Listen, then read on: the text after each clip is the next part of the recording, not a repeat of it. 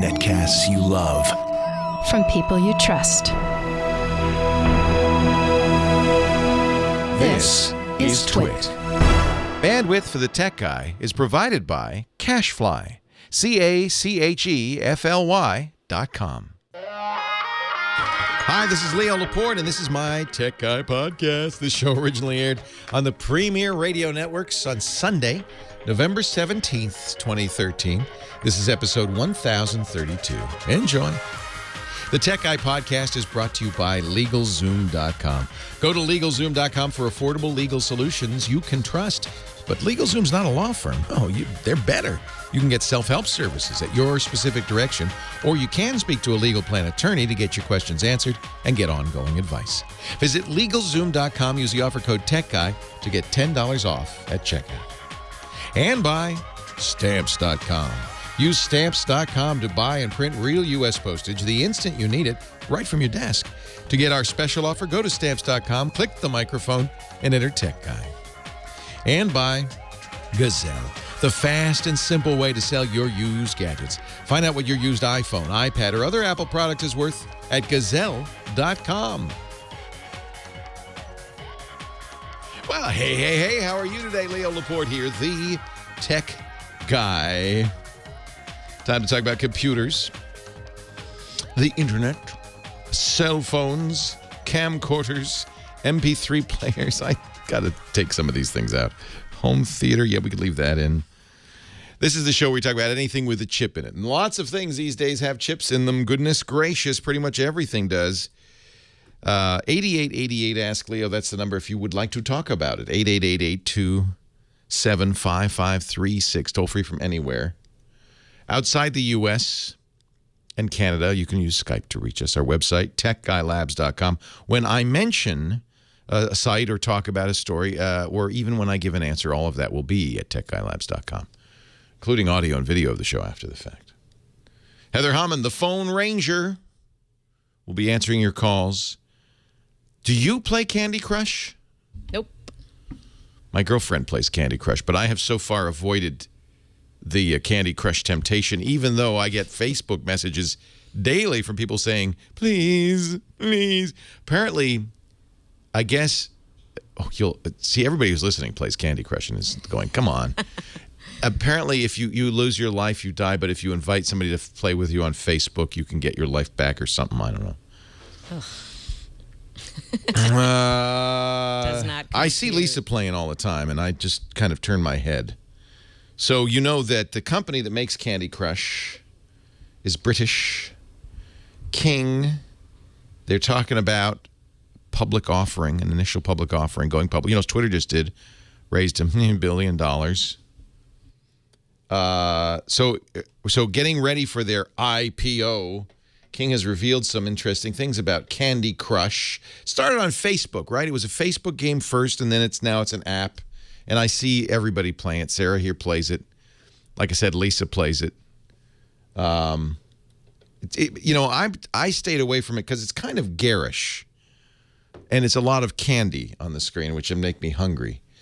But they say, there are 500 million installs of Candy Crush, 500 million installs of Candy Crush, and over 150 billion individual games have been played.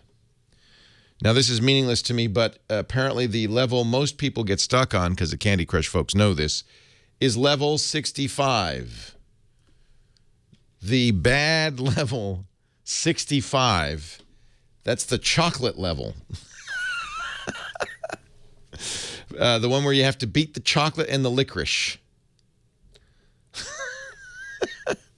I have not played, I don't know. But apparently those who play Candy Crush go, oh, yeah, that was a toughie. And, of course, the reason this game is so successful, as far as I could tell, it's just Tetris, right, or something like it. Or maybe Bejeweled. Actually, more like Bejeweled. Bejeweled was a game that I did play compulsively when it came out 15 years ago. But I couldn't stop playing. That's where you get the 3 jewels or 4 jewels in a row, and they disappear. And the stuff slides down. This looks less like Bejeweled. Instead of jewels, it's candy. Jelly beans and gumdrops and chocolate squares and things like that. In February, King was reporting 9 billion gameplays a month across all its titles. So, of course, they're telling everybody this because they're hoping that they can make a lot of money. It seems a mistake to get excited about a game that is right now very hot, but could be cold as ice. Do you remember a little game called OMG Pop? OMG Pop?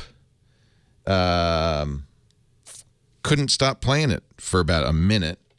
Right when it was the #1 game on the iPhone, Zynga comes along, pays $180 million for OMG Pop. And they've gone out of OMG Pop has gone out of business since then because that was the peak. They bought it at the peak of the game. People don't. Yeah, it was Draw Something. That's right. That was the name of the game. I'm sorry. OMG Pop was the company. Draw Something was the game. And what Zynga learned, to their disappointment, was that that's hot this week might not be hot next week. Candy Crush has been hot for a while. After reading this story, I'm very tempted to download it. I mentioned that. I think I told Lisa, and she said, "No, don't." OMG Pop, aptly named, as somebody in the chat room says, "Pop goes the bubble."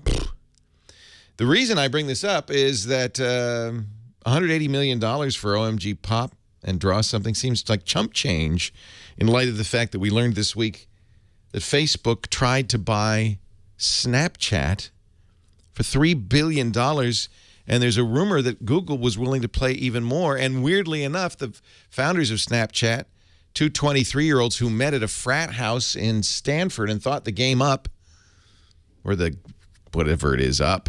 It's not a game, it's a communications app up at Stanford a couple of years ago, turned it down, saying, "Oh, no, that's not nearly enough. $3 billion? That's not nearly enough.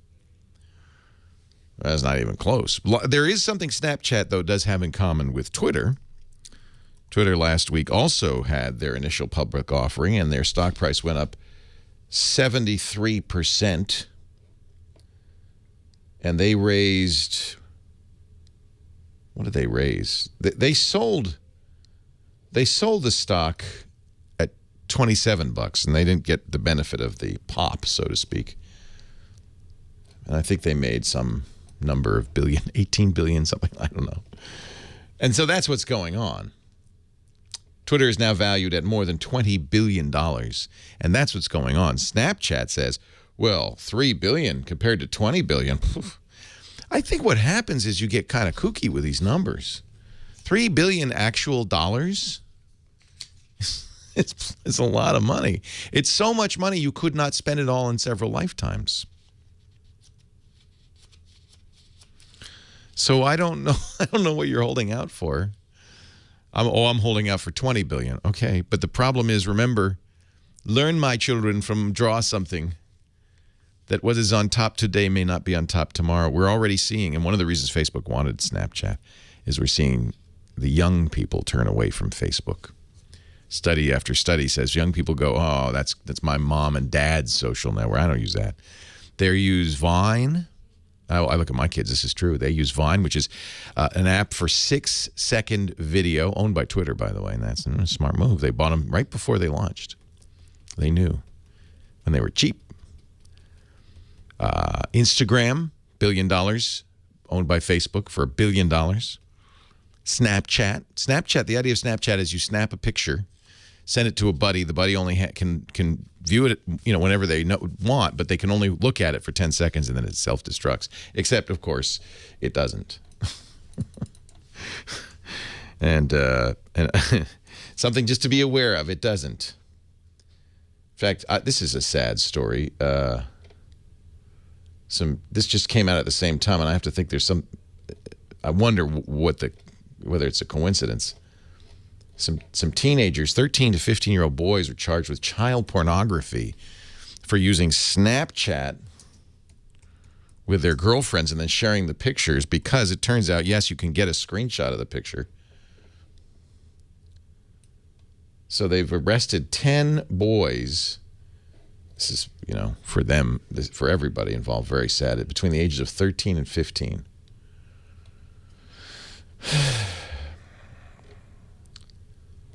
Sigh. One thing Snapchat has in common with Twitter, however, is neither of them have made any money.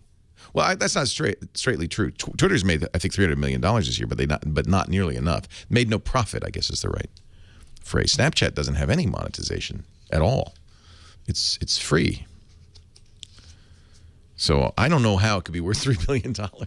Turns out you're worth more if you've never made money. As soon as you've made money, then there's a number. And people could say, well, you're some value, some multiple of that value. So it's better not to make money. Leo Laporte, the tech guy, if you really want to make money.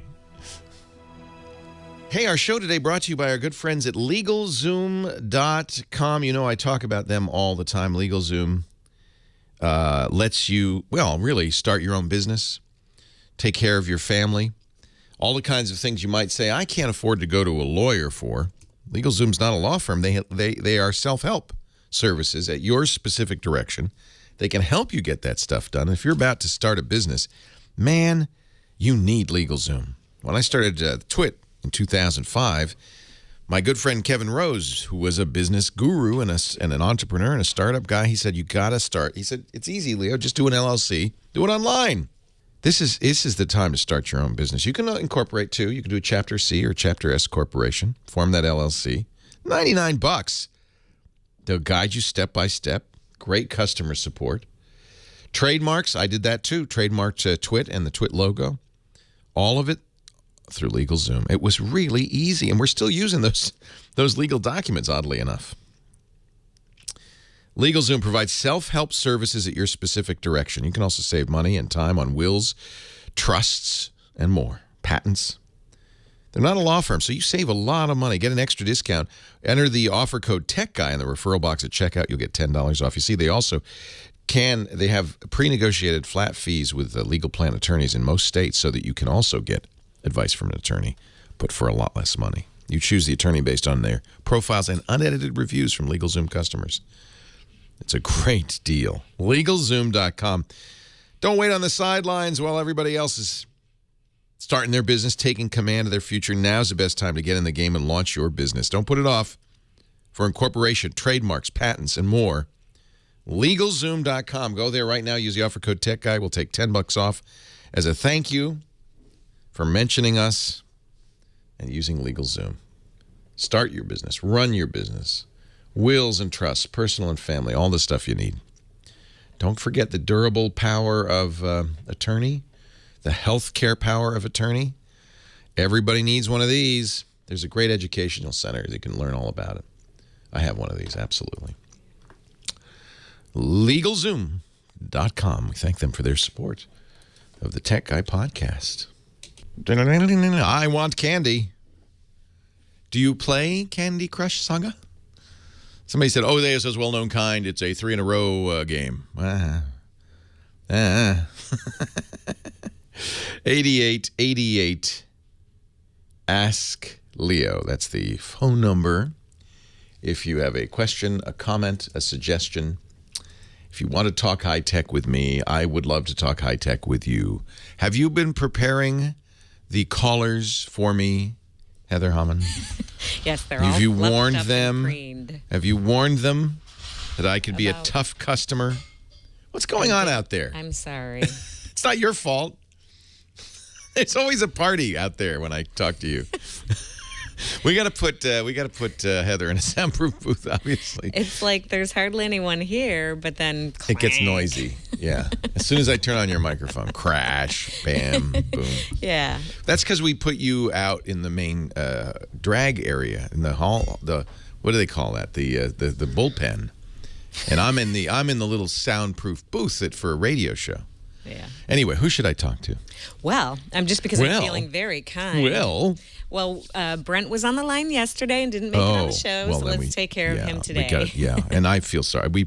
People stay on hold for so long on the show, and I apologize. I really do. Brent, Tennessee, Leo Laporte, the tech guy. Hi, Brent. Hi, Leo. Hope I'm not a tough seller, so you don't have to be a tough customer. But I have a security-related question.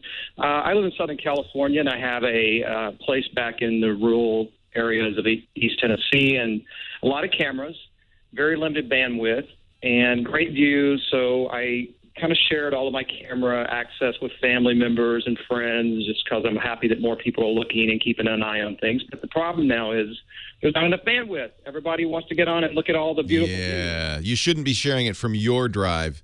You should use a cloud storage medium that they take the big hit. So you upload it once. And then, exactly, but I can't figure out which one to go with. I was hoping you could enlighten me. Yeah, okay, well, I can lay out some choices for you.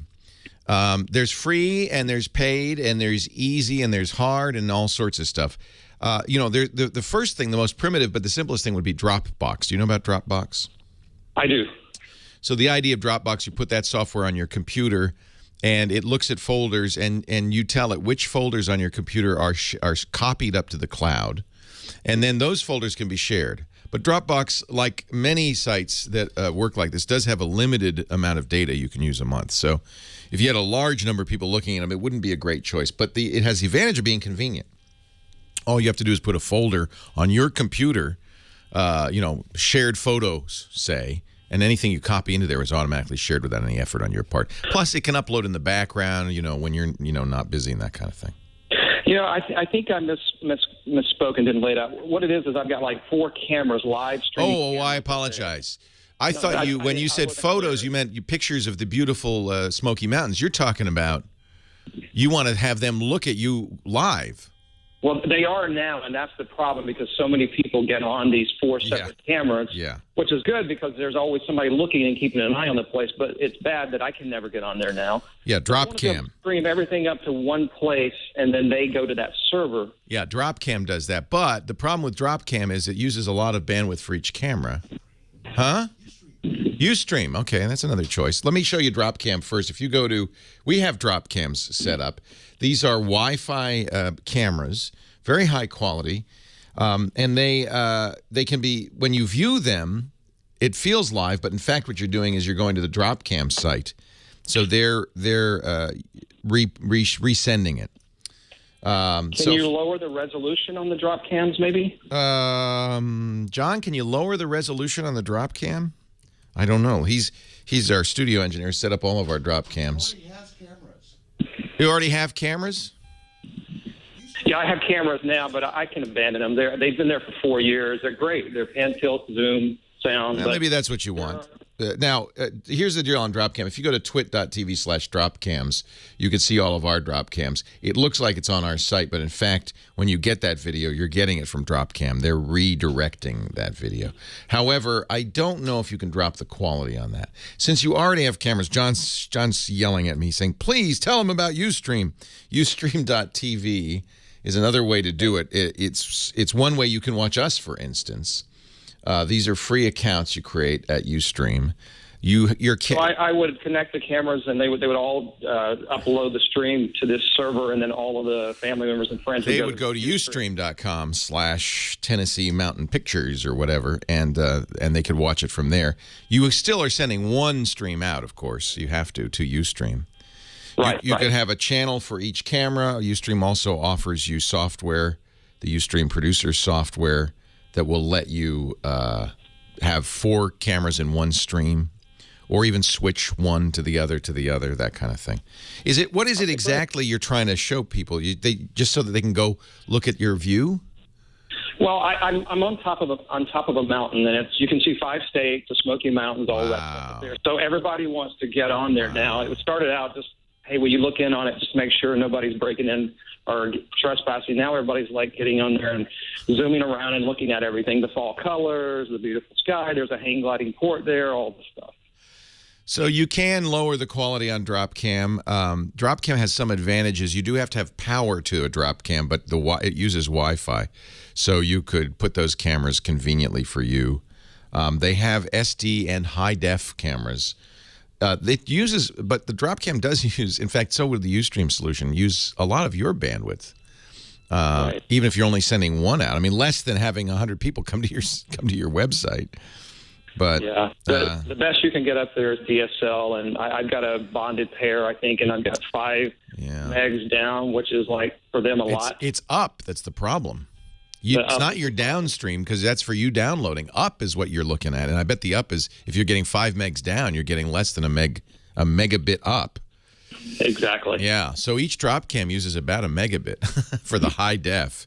So that would not be a good solution either. I think probably Ustream is your best solution, and you can set Ustream to use as little bandwidth as you want. But remember, there's going to be a degradation in quality.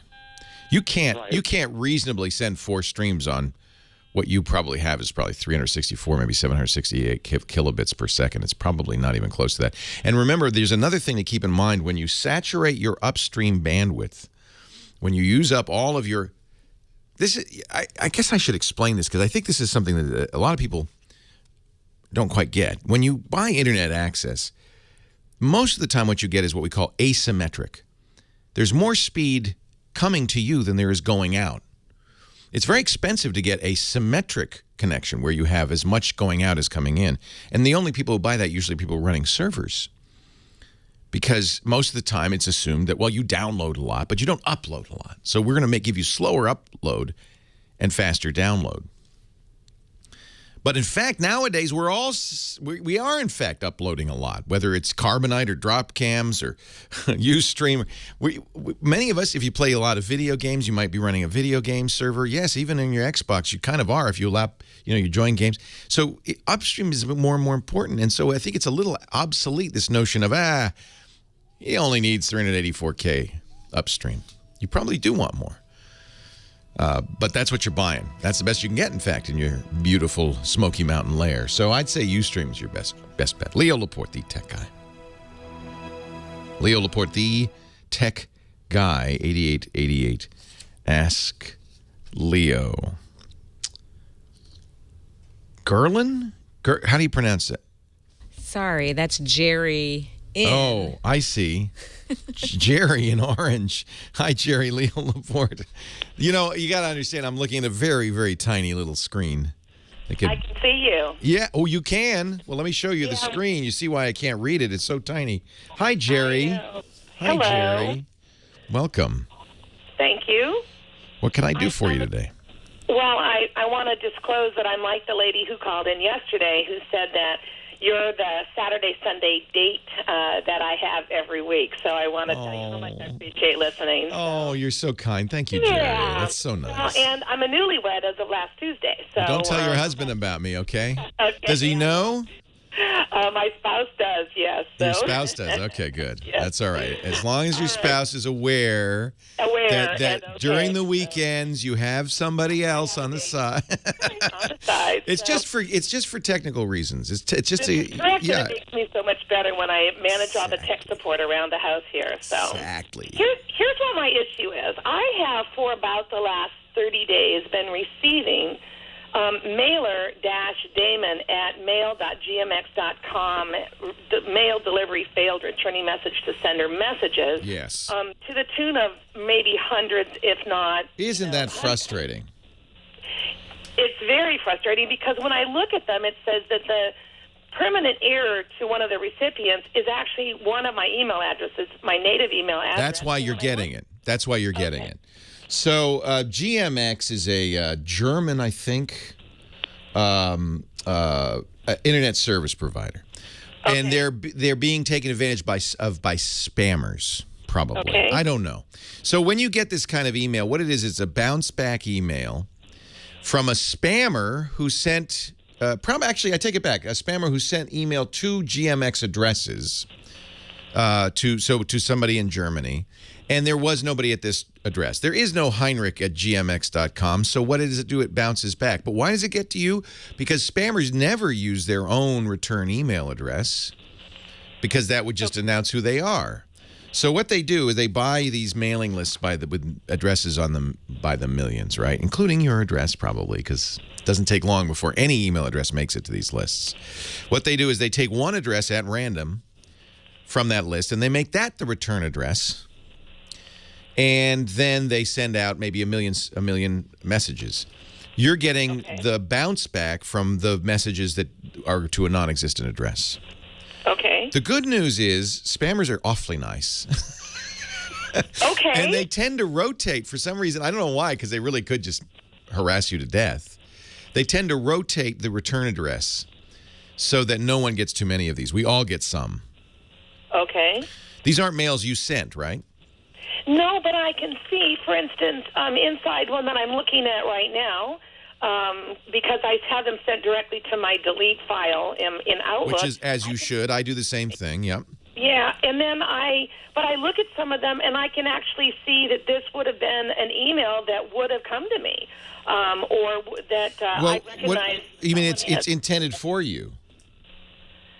Possibly. You're getting delivery failure, right? It says mail delivery failed, returning message to sender. But it's not a message you. It's not a message you sent, right? No, it is not a message. And it should be. The body of it should be a spam message. Yeah, and I can see that it's not. So, for instance, I got a message today, with congratulations on my wedding. Now, and I recognize the people in the actual email, but it still comes to me with this message that you sent could not be delivered to one or more of its recipients. There is a permanent error. The following address failed. So, but wait a minute. Was this a message you sent out? Well, again, I didn't send it. So, but it had content that would have been appropriate. You just got married. It would have been appropriate to me. So, that's bizarre.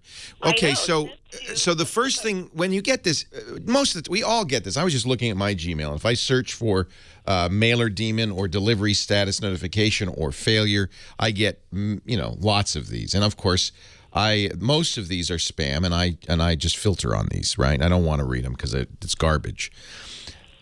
However, if you look at these and the content isn't spam, but it's not something you sent, though. That's what's really puzzling. But it's something I did not. But it's something about you. Yes.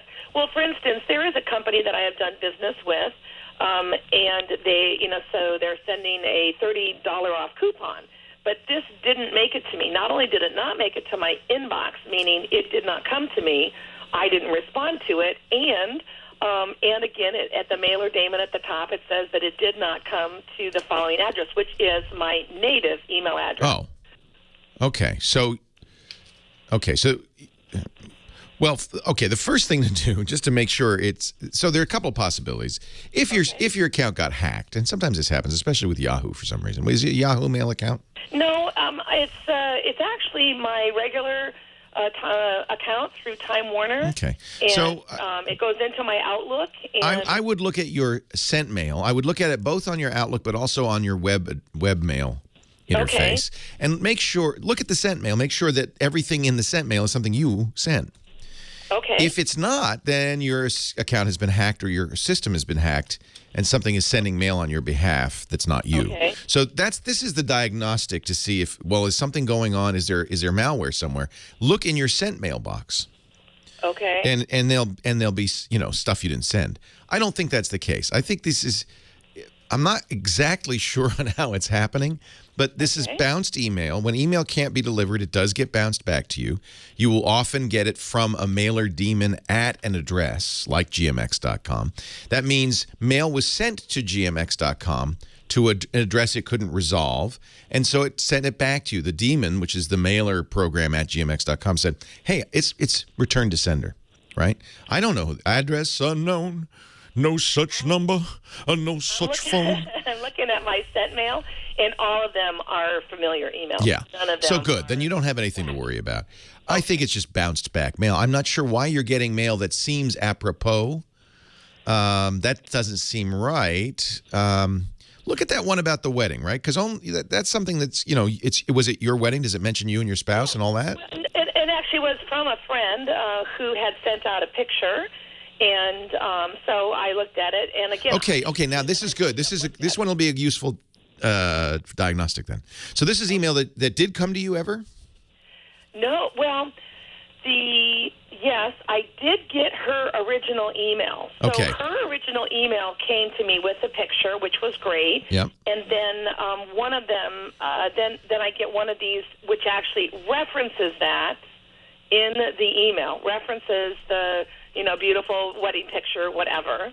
And, then, so it's, again, the same thing at the top. It was sent to my original email, which I will not state on the air. Right. And it says that, and then it has the whole receipt from, the various, whatever, all this stuff.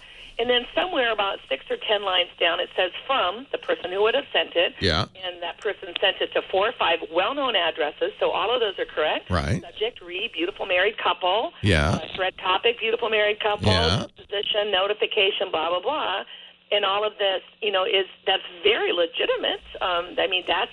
So I got the original email with the actual picture, but this email is bizarre to me. Well, it is bizarre because if your friend sent it, it should have been bounced back to her, not to you. And it's bouncing back. I think this is. I would check your settings and perhaps just prophylactically change your password on your email account. But this is just normal email garbage that happens. I wouldn't worry about it. Leo Laporte, the tech guy. Leo Laporte, the tech guy. 8888 Ask Leo. So I've been thinking about Jerry's problem.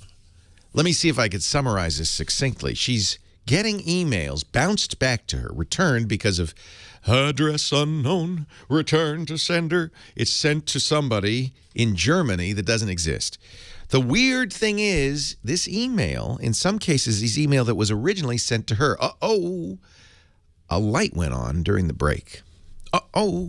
Here's one thing bad guys do. Let's say a bad guy hacks your email account.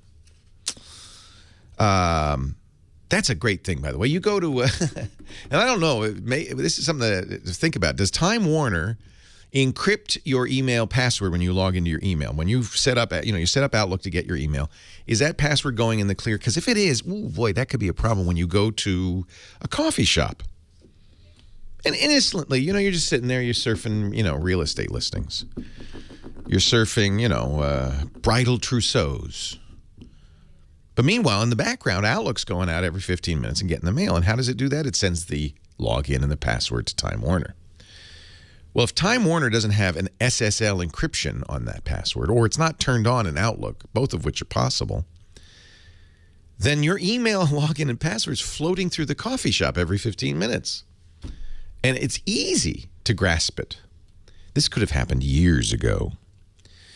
Now, if I'm a bad guy, there's what am I going to, so I can read your email, unless I'm just kind of a snoop, that's not much use. But think about it. What do you use your email for? Well, email is often used for password recovery, right? Go to Google, you forget your password, you say, I forgot my password. What do? They email you. Used to be, so they would email you a password. Nowadays, they're a little more savvy. They email you a link that you click and so forth. So the bad guy might say, gosh, I've gotten the email. I might just check in periodically to see. Or maybe better yet, I'll try to get into her bank and various things and say, I forgot my password, and then see if I get a password in the email. Now he's got access to a lot more, hasn't he? But what if you're really lazy? What if you're a lazy bad guy? Aren't they all? Why else would they be bad guys? If you weren't lazy, you'd get a job like a normal schmuck. So he's a bad guy. He's lazy. Well, he doesn't even want to check your email. He just goes into your email settings and says, look, just send me everything that comes into the email.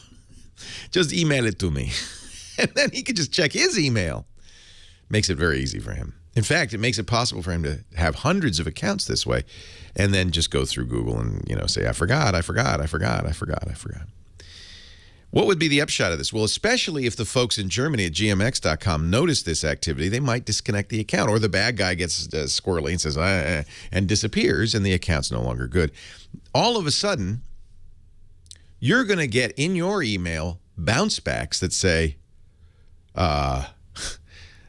this email that you just got that you forwarded to this guy in Germany, it bounced back because he doesn't exist anymore. But you didn't send it, except you did because it's the forwarding on your Time Warner account.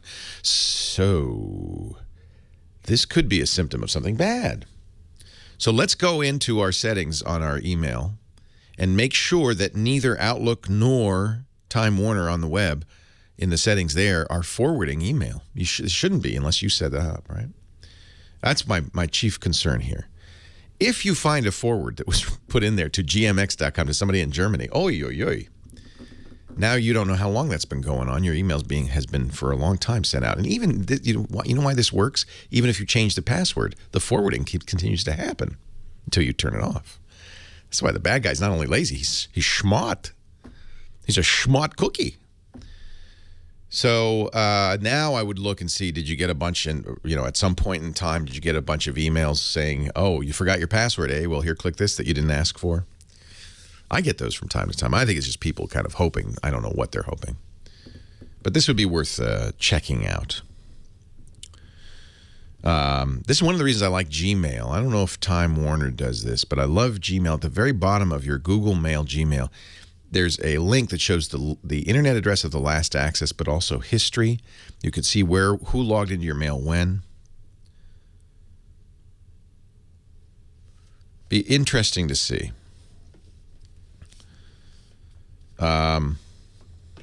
So anyway, I would go and I would look at your settings. You did the right thing. You changed your password. But if that forward is turned on, it doesn't matter. You want to get rid of that forward as well. And then you really want to look at your other accounts, and you might want to change other passwords, especially if you noticed that you were starting to get a lot of emails to this address bounced back, or a lot of account password change emails. Vivian in San Diego's next. Hi, Vivian. Leo Laporte, the tech guy. Hi, I had a question. I am going to be beginning my graphic design career next semester at school. Congratulations. That's great. Thank you very much. So I'm looking to buy a MacBook Pro. Now, my question with that is I don't want to get the 15-inch just because it's so big, but the 15-inch MacBook Pro is the only one that comes with a graphics card. Yes. I'm not sure how necessary that is. What programs do you use for your design? I'm using a lot of Adobe, so like Photoshop, Illustrator, that kind of thing. I'm not sure how much motion design I'm going to be doing, so I don't know if that's a factor. It is, and all of those programs do use a GPU, but the only difference it'll make is it'll be a little bit slower. That's not the end of the world. And, the new Iris Pro, so on a Mac Pro 13, you have the choice of the Intel Iris graphics or the Intel Iris Pro graphics. I think that it's a lot more expensive, but I think it'll be a little bit more better, a good compromise between that and the 15-inch with the dedicated NVIDIA graphics card. Okay, and you said that's the Iris Pro? Yeah, so the Intel graphics, the built-in graphics that come with the Haswell chip, there's Iris and there's Iris Pro. Okay. And it's a little more expensive, but you get a faster processor. You get more RAM, which you probably want. You get a bigger hard drive, which you definitely want. And I don't think, the only difference, you're using Photoshop, and there's a few, like a Gaussian blur. You know what that is? I'm not sure. It's not. Here's when you might use it. You want to fake tilt shift, so you want to have some part of the picture in perfect focus, but you want to blur the rest, or maybe focus on a central part of a photo. In Photoshop, you can blur it using a filter called the Gaussian blur. That uses a graphics card, and it will be twice as fast. It's still fast enough. It's only only speed. I think you should not worry about this. Okay. And one nice thing with the 13 you should think about down the road when your career is really taking off and you're making lots of money is you can attach a 27-inch monitor to that. Oh, okay. Yeah, that is going to be a benefit. Oh, you're going to love that because you still have the portability. I gather you want to be able to carry it around, and 13 is a great size for that. you. Definitely. That's what's more attractive maybe about the 13-inch right now. It's just more of a portable, kind of bring it everywhere. Everything's a compromise. I mean, there's no, I got everything in one thing. So you want more portability, you maybe, sacrifice a little bit of speed. But you have to make that decision. And I love the idea of having, and I do this at home. I carry my MacBook Pro around, but when I get home, I snap it into the 27-inch monitor, and now it's a big screen. And for graphics work, of course, big screen's nice. Yeah. So if you go online and you search for Iris Pro, you'll see the reviews of the new Intel graphics chipset. What this is, we call it motherboard or dedicated graphics. That is the graphics that come with the processor as opposed to a card that, integrated rather, not dedicated, as opposed to a dedicated card that is in addition. And it's always better to have the dedicated card. It's always faster, but how much faster? Not that much. Iris Pro is very good. Go for that. Leo Laporte, the tech guy. Here is a website you all ought to know about, Stamps.com. Nothing super secret about that. And if you are spending any time at the post office this holiday season, you really will want to know about Stamps.com. The holidays are amateur hour at the post office. It's when everybody who has a Christmas mailing list or wants a mail package, they're all in there waiting in line. It's hard to get parking. And, if you're a business and you're sending an employee, or even if you're the owner, sending yourself down to the post office to do that mailing, you really could save time and money with Stamps.com. You get discounts from Stamps.com on express mail, priority mail you can't get at the post office. They come and get the package anytime. The one thing the post office does so well, they've got carriers out in the street Monday through Saturday. And you press a button at Stamps.com, they come and get it. They love Stamps.com. So does Veronica of Poppy's Pockets. Veronica Lucas. We asked people, if you use Stamps.com, if you heard our ad, tell us about your experience with it. And Veronica responded, Poppy's Pockets makes reusable cloth items like diapers. A lot of her customers are in Canada. She's in the U.S., so she was doing a lot of international mailing. She says filling out forms, waiting in line whenever she had to ship to Canada was very frustrating. Stamps.com solved the international mailing problem for her. She says shipping to Canada is the reason they started using Stamps.com, the reason they continue to use it every time they ship a package. Simplified customs forms, at-my-door pickup. She says it's awesome. You will love Stamps.com. I know you will. If you do mailing in your business, bills, invoices, packages, if you sell on Etsy, Amazon, eBay, PayPal, Stamps.com automates the whole process. It even on Priority and Express Mail will send out an email with the tracking number. It does it all. It's like a professional mailing solution, but it's not a postage meter. It's much less expensive. Try it right now. We have a no-risk trial offer for you at Stamps.com. When you go there, click the microphone in the top right of the page and enter offer code TECHGUY. This is TECHGUY, all one word, and you'll get a $110 bonus offer. That includes a digital scale to weigh your letters and packages and up to $55 in free postage. Go to Stamps.com before you do anything else. Click the microphone at the top of the page. Type in Tech Guy. Stamps.com.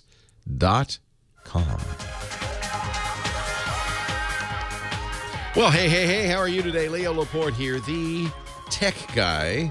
Time to talk about computers, cell phones, home theater, digital photography, and all that jazz. 8888 Ask Leo. 888-827-5536. I have never seen a successful concerted publicity campaign than I saw this week. People in my chat room, people on Twitter, people on the tech blogs, all talking about something called Coin. The wallet of the future. And I guess it's a Kickstarter project or an Indiegogo project. The idea being they're trying to raise money for this coin wallet. And here's the idea. And you tell me if this is something that solves a problem you have. All of us, of course, have credit cards in our purses or wallets. In fact, I'll ask you, Heather, as a objective observer. I have a ton of them in my wallet. I have 6 or 7. Okay. All different kinds of cards and stuff. The idea of Coin is you have one card that's a digital card that you press a button on, and it then says, I'm the American Express card. And when it gets swiped, it's the American Express card. Does that make sense? But then you can toggle between your Virgin America Visa and is that the idea? Yeah, that's the idea. Anything you got, you can somehow enter it into this coin thing. And then all your cards are on this coin thing. And but I've seen this before in a variety of different kind of silly fashion. It's going to be about $100 at launch. It's not out yet. 2-year battery lifespan. Of course, stores will have to accept it. If you walk into a store with a black thing that has some digital interface on it and say, no, this is my American Express card, the store can easily say, yeah, no, it's not. Can you give me your American Express card? So the fact that it programs the swipe does not mean really that it's going to be accepted. I worried about the security concepts behind this as well.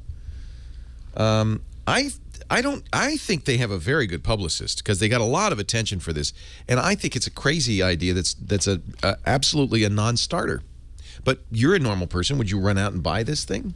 Did I see that they showed that it was the shape of a regular credit card? It's exactly like a regular credit card, except it's not. Okay. Now, the other thing to remember is that you also have nowadays, Google's doing this, and Apple, I'm sure, is going to do this on your phone. The Google Wallet has all your credit cards, or can have all your credit cards. Apple hasn't done this yet, but I think Apple's Passbook will have credit cards soon. And so that will probably be a more accepted way to pay anyway than this kind of weird... I don't know. If I were working in a store and a guy came in with this black digital card and said, "Here's my credit card," somebody in the chat room says, why lose one card when you can lose 8? Great point. It feels to me like, and it got such coverage, and I mean, literally, if you search for coin, you'll see articles saying the future of payments is here, and I mean, they must have had some great publicity company go, forget smartphones and NFC. Coin is the future of payments. No, it's not. It just doesn't seem quite like anything. Grabbing you. Well, it's not grabbing me. No, I'm asking you. Does it grab you? Well, no. We've seen these before. Dick DiBartolo, our gadget guy, has in his gadget warehouse a device that you slide your credit cards into, and then you press a button, and the right one pops out. Oh, my God.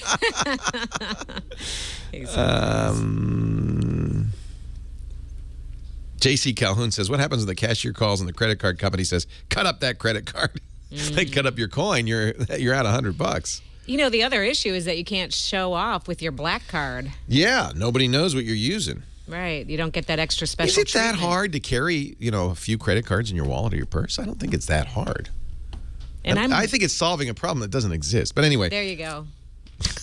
Exactly. I'm bringing this up only because you see this all the time in the tech industry, sometimes with bigger deals from big companies like Apple, Samsung, and others, Google, where it's a device that they think people want. Everybody's trying, new ideas. I encourage that. Innovation that comes from trying stuff. But my job is not to go, to cheerlead every new technology that comes along. In fact, I think I probably do you more favor by just being skeptical. So when Google Glass came out, the glasses with the camera in it, I was, we bought one. I didn't buy it for myself. I bought it for one of my reporters and producers here at the studios, Jason Howell, who has a newborn. And I thought, well, he'll take pictures of his newborn. It's perfect for that. The Samsung Galaxy Gear and the Pebble Watch and a bunch of other watches that are supposed to tell you stuff about your lifestyle and send you notifications. I've looked at them all. People are going crazy. Next year, everybody's thinking Apple's going to release something that'll change your life, wristwatch. And I know, it's like, really?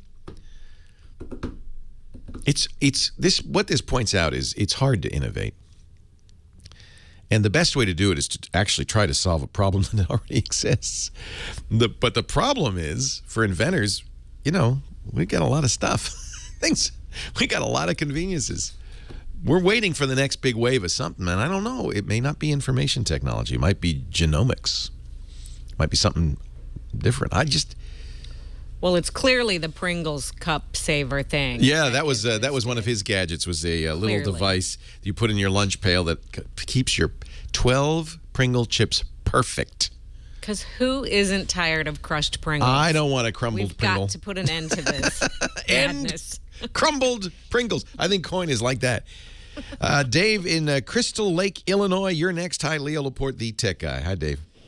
Hi, Leo. How are you today? I'm well. How are you? All right. We made it through the tornadoes here in Chicago. Yes, I hear they were going through, so you're all right. Good. Glad to hear it. Yeah. Hey, question for you. Companies going away from the BlackBerries and moving to either iPhones or Galaxy S, right? I guess, 4. And we use Lotus Notes. And one of the things that I do with Lotus Notes is use the task to keep track of all my customers. So my question to you is, do you know how Apple and I guess Android deals with the task section of Lotus Notes? So your BlackBerry picks that up and will show it on the screen and everything, huh? Perfectly. Yeah. Are you using a Domino server or is it just plain old Notes? I believe I'm not sure what a Domino is, so. Yeah, that's the centralized server that your company might deploy. That's probably then probably that's then that's probably what's interfacing with the BlackBerry Enterprise server. I don't know the answer to this because I used to use Lotus Notes way back when, but I stopped using that the minute I could. But you obviously like it, and it's certainly something your company has settled on. And I guess, it's true that both Apple and Google have task management solutions. There are also many third-party task management solutions, but what you need is something that will interface with the tasks in Lotus Notes. So that's what we've got to find. Now, Scooter X has searched the Google Play Store and has found something called IBM Notes Traveler. This is kind of an interesting idea. It's an app from IBM that is free that will take your automatic two-way syncing of IBM Notes and Domino data. It will take your mail folders, calendar, agenda, invitations, contacts. I don't see tasks here, but gosh, I'd be surprised if it didn't. And it's from to-dos. It's from IBM. So I think that's at least the Android solution. Let's see if they've done one for iOS. But IBM Notes Traveler from IBM. It's on the Google Play Store and it's free. I got a solution for too many credit cards. Get rid of a few. Really, right? Leo Laporte, money, money, money. I couldn't understand why it got so much coverage. I'm looking at ABC News. Coin combines your credit, debit, and gift cards into one gadget. The Daily Beast, Coin's wallet of the future.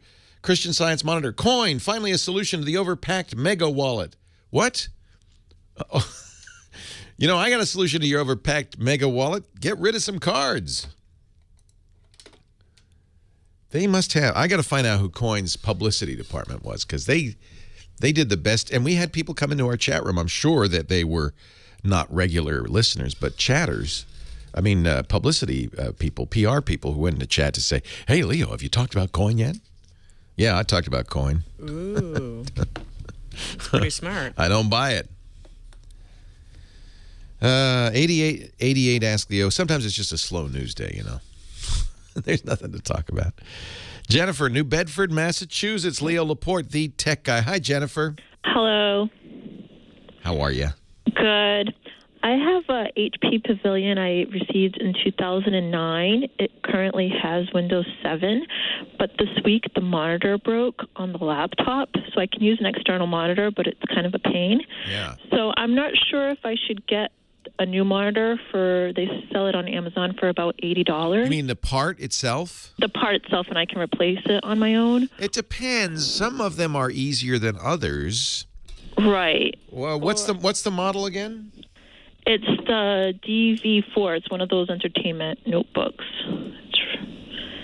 It's HP. Let me go to iFixit.com. This is a really interesting site. You kind of have to remove the whole keyboard in order to replace. You have to unscrew it from the back. Yeah, but sometimes that's easy. Some stuff is easier than others.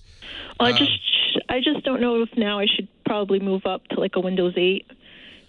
How old is it? Touch screen. I got it in Christmas of 2009. So I don't know if I should move up to Windows 8 now. Yeah. I kind of wanted a laptop for a keyboard. Like I have an iPad, and I use my iPhone the most, but I kind of just wanted something with Windows.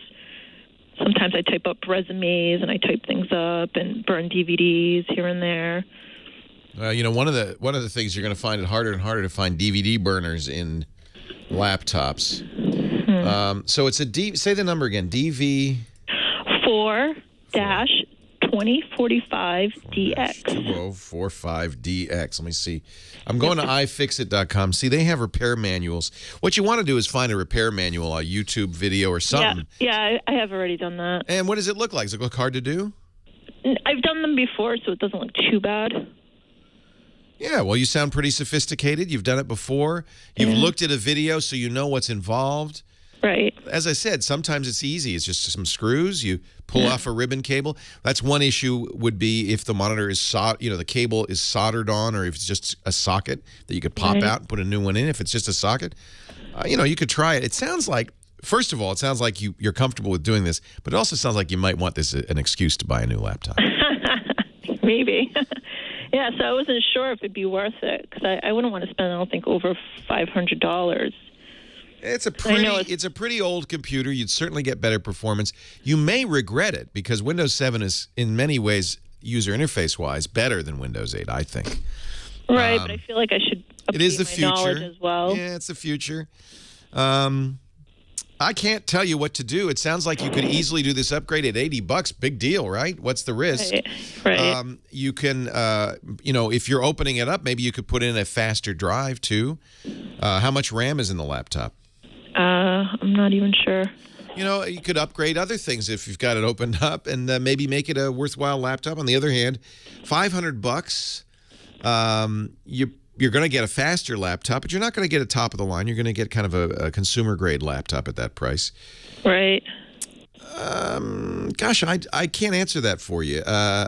It is time. I would say a new laptop every 4 or 5 years is probably the right thing to do. Right. They do wear out, and the thing is, if this went bad, what's next? Right. Like I've seen those Intels, the touchscreen Intels. Yeah, touchscreen's nice. Let me see what I like. Acer makes some nice inexpensive ones, the Iconias. You have to understand that the newer Windows 8 stuff is really touch focused. Microsoft's moving towards tablet. So you have to be comfortable with that. You can make Windows 8 look just like Windows 7 with some... All right. I mean, I have an iPad at home. So. Oh, all right. Well, you're comfortable with the idea. Right. I might, at $500, you could probably get, there's a couple of things I would look at. The Dell Venue is much less. The Venue 8, it's 8 inches, it's small. So if you want a big screen laptop, that's not a good choice. Microsoft's own Surface is more expensive. Yeah, that's what I was kind of looking at, but I'm like, it's about $1,000. Yeah, it's more, but it's well made, right? So what do you do with it? Usually a lot of photo stuff. So or you need looking up things larger. Yeah, instead of using my phone. Yeah, you need. Do you do your own photography on that? Yes. Yeah, so you do need a fairly. Sometimes I edit a little bit. Yeah, so that you need a good. I like to burn on DVD too to have a hard copy. Right. And of course, the Surface does not have a DVD burner. That's where they're going away. But you could do an external. You could. I think, given your price point, let's see if we can fix this one, Jennifer. It sounds like you're comfortable doing it. And $500 is not really much of a budget at this point. I'd save some more and maybe think about it this way. Let's get another year out of the HP. Yeah, save my money. And save your money up, and then you can get a better Windows 8 laptop. Okay. All right? Sounds good. Thank you. Hey, thanks for the call. I love it that you feel so confident to do that, and you've looked. This is one of the great things now about the internet is you can look up a repair like that and see somebody do it on a YouTube video or go to iFixit.com and then make the decision, gosh, is that for me or is that going to be too hard? Sometimes it's really tough. Sometimes the laptops often are very tightly put together and there's nowhere to go. Carol in Granada Hills, California. Leo Laporte, the tech guy. Hi, Carol. Hi, how are you doing? I'm great. How are you? I'm good, thank you. I have a question. I've been with Verizon for a lot of years, and I had my router, everything in the front of my house. And recently I moved everything to the back of my house, and now I can't get reception in the front of my house. My house isn't that big, and I've tried Verizon sent me different routers, and we've tried different channels, and they're saying, well, we can't do anything. Maybe you can get a booster. Or I can't get Netflix anymore. Yeah, this is not unusual. Is it an older house? Yeah.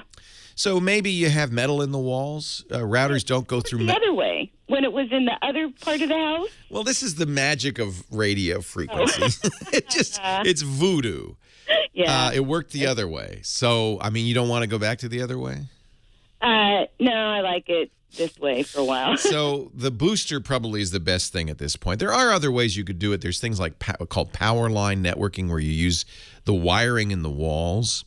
Sometimes that works well. But first I'd try a booster. Now, are you using the Verizon modem as your wireless device? Yeah. So you'd ask them what they recommend because you want one that works well with what you've got. But you put the booster halfway And usually that makes a big difference. Leo Laporte, the tech guy. Normally, Chris Marquardt would be joining us at this time, but I got a message from him. He is stuck in the North Sea on some island somewhere. And he sent us a picture of him going, "Let me worry." He goes on these great photographic expeditions, but sometimes the weather doesn't cooperate, apparently. No internet out there in the middle of nowhere. So our photo guy, Chris Marquardt, taking the day off. That's fine, Chris. We'll see you next week. And don't forget, we do have an assignment. If you want to join us, you have to go to our Flickr group, the Tech Guy group on Flickr. And we're looking for submissions that illustrate the word or concept silent. Shh. Silent. I shouldn't say it too silently. Or no, did we do silent? We did silent. So are we doing, what's the new one? Is it, no, I forgot. What is it? It's loud. Is it the opposite? Yeah. We did silent. Now we're doing loud. L-O-U-D. You know, the loudest thing I ever saw was that hat Theater Monkey gave you. Oh, actually, it's not loud. We did loud, too. Oh. That was a loud hat. We did loud, we did silent, and now we're doing fast. Okay, so let me explain what we're talking about here. It's an opportunity to go out and take pictures. And it's not a contest. There's no reward except that we will pick 3 pictures that illustrate the word or concept fast.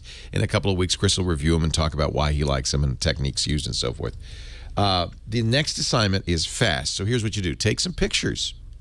Could be with a camera phone. Doesn't have to be with any fancy, DSLR. Could be with whatever you got. But and it doesn't have to be of a fast car. It could be illustrating the word fast. Could be ironic. Could be a tortoise. Could be anything you want. But once you take the picture, upload it to Flickr.com. That's free. And make sure you post it on the Tech Guy group. Fast. An image you've taken. It has to be a new one since November 3rd. And in probably a couple of weeks, December 3rd, probably, we'll review it. Leo Laporte, the Tech Guy. Next, Carl Costa Mesa. Hi, Carl. Leo Laporte, the Tech Guy. Hey, how you doing, Leo? I am well. How are you? I'm very good. I've been a fan of yours since Tech TV days. Thank you. I've been watching watching and listening a long time. Yes. Anyway, my question is, I am really sick and tired of my old, slow laptop. I am not able to do what I want to do, which is video editing and audio editing and like that. And I'm looking at Alienware and, some of the really powerful laptops. What would you recommend? Alienware is owned by Dell, and it's designed for gamers, but it's also designed for people who really want good looks. They also use very high-end components, but it makes it pricey. We've reviewed Alienware laptops, several of them, and they're great. I mean, nothing wrong with them. They're gorgeous. They're stylish. They tend to be heavier, although they also make a thin and light Alienware. And I think they're well made. Dell acquired the company, and now I don't think the quality's gone down since Dell has acquired them. I think Dell's let them be. So they still make great stuff. But understand, it's kind of aimed at gaming. Do you like this? I know it's aimed at gaming, but what I like about it is the components in there are, every quality, top-notch, high speed. Yes. And I feel that, if I'm going to spend money on a laptop, I mean, even $1,000 or $2,000 or more, I want something that's going to last a while and got the horsepower to get me where I need to go.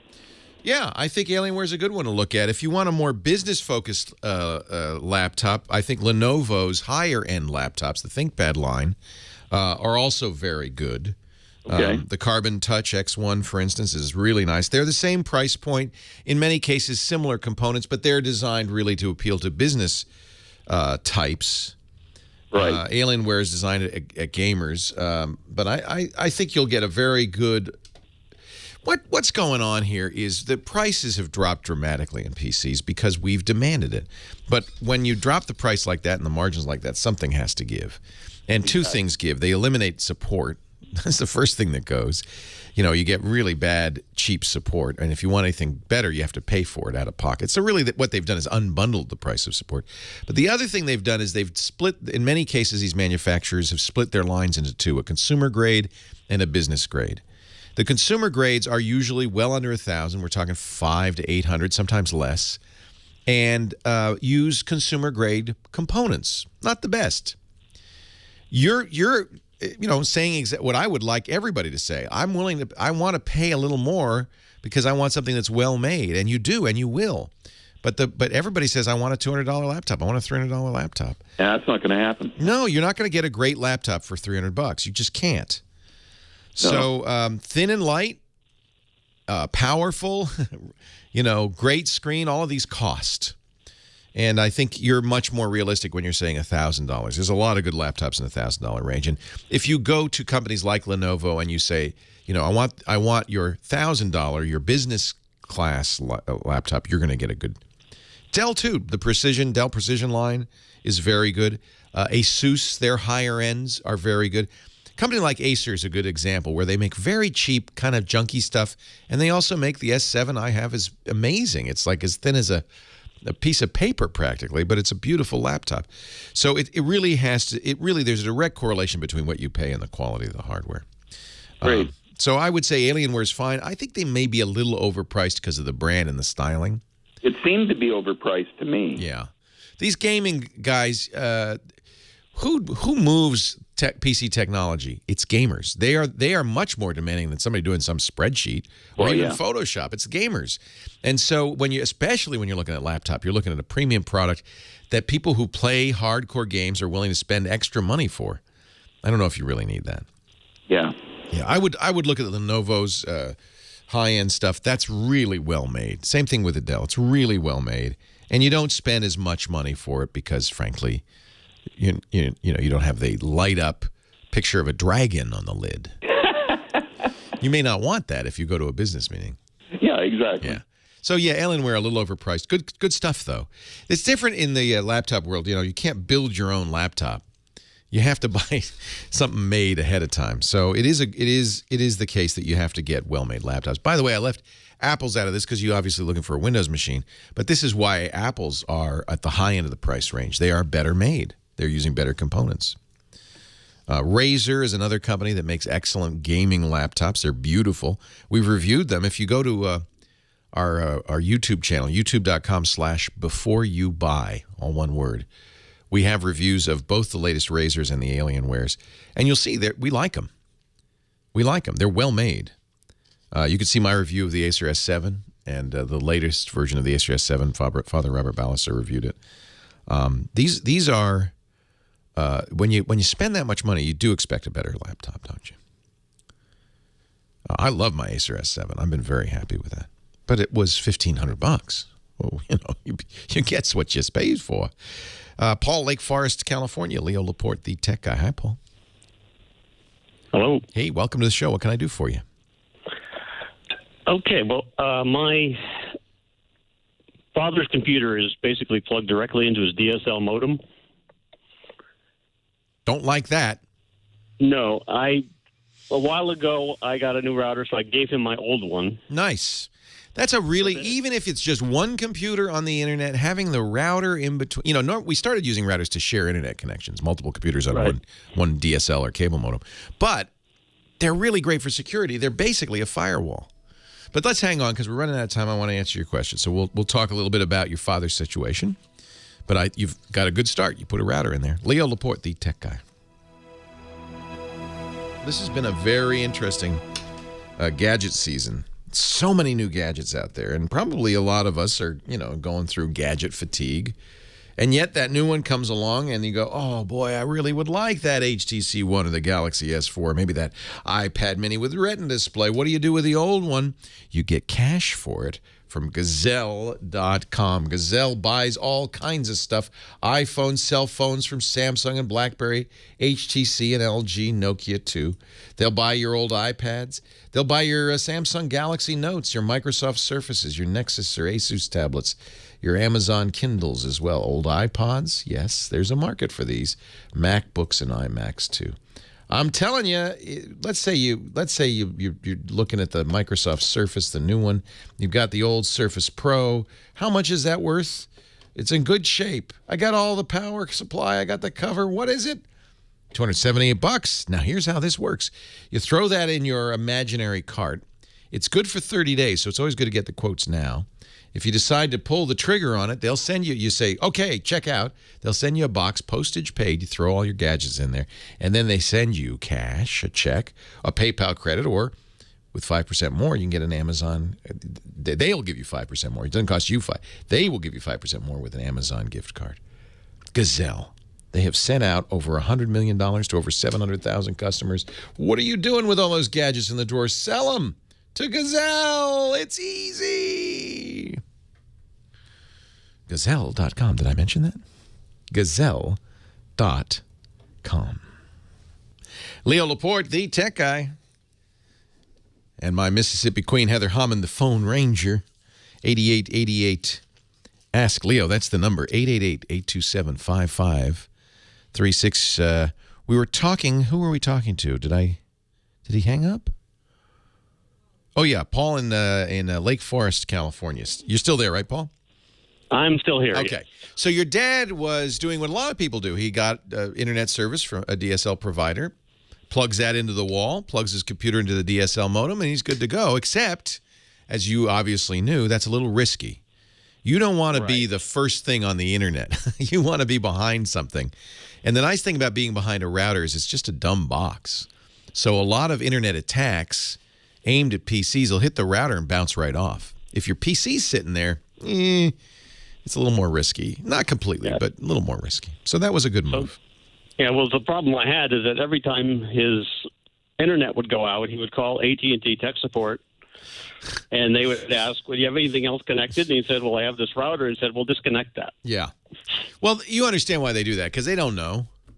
Yeah. They don't know what the router's doing. So he can do that himself. First of all, the router, make sure you updated the firmware. I bet you did. It was an older router, right? Yeah, it had the latest for that router. I don't, that was. And sometimes routers, because they're cheap, they can sometimes get hot and wear out and become less reliable. So sometimes rebooting the router does fix it. But sometimes it's not the router, it's AT&T. So what he probably could do, it sounds like Dad might not be too sophisticated, but he's not. Yeah, I mean, he could, as you know, he could unplug the router, plug into the modem, see if it's better. If the computer had punch cards, he'd be very comfortable with it. I love it. Don't confuse him. And you don't want him to call you. Well, no, he does anyway. So that's yeah. What you should do is, here's what I would do: is write down a procedure for Dad that is pretty straightforward. Unplug. Yeah. If your internet goes down, before you call AT&T, unplug the AT&T modem. Pull out the physical adapter. I had to walk my mom through this. She said, what do you mean unplug it? I said, well, it's plugged into the wall. You mean the phone jack? No, it's plugged into the plug on the wall. Unplug the thing in the back that goes to the wall where the power plug is, so all the lights go off. Did you do that? Yeah. Now unplug the router. Okay, did you do that? Yeah. All the lights are out. Okay. Now plug in the router, then plug in, wait 30 seconds and plug in the router, then plug in the modem. And a lot of times I bet 90% of the times that'll fix any problems he's got. Well, yeah, that's usually what fixes it for me. Now, my main question was, I'm not even sure he still has a router. So he probably said, well, AT&T said to take it out. Yeah. What you have to do is explain. But, Dad, the reason is because it's not because it's bad to have a router, but just because there's so many router brands, they don't really know how to diagnose it. So they want to kind of take the unknown out of the equation. That's the X factor. Basically, they say they will not support a router they didn't sell, and they don't sell any routers. Right. Which is dumb, because they know, or should know, that it's safer for their customers to have a router. And what they do sell is a couple of what they call gateways. Yeah, So modem with a router and Wi-Fi. Is that as secure as a router? Yeah.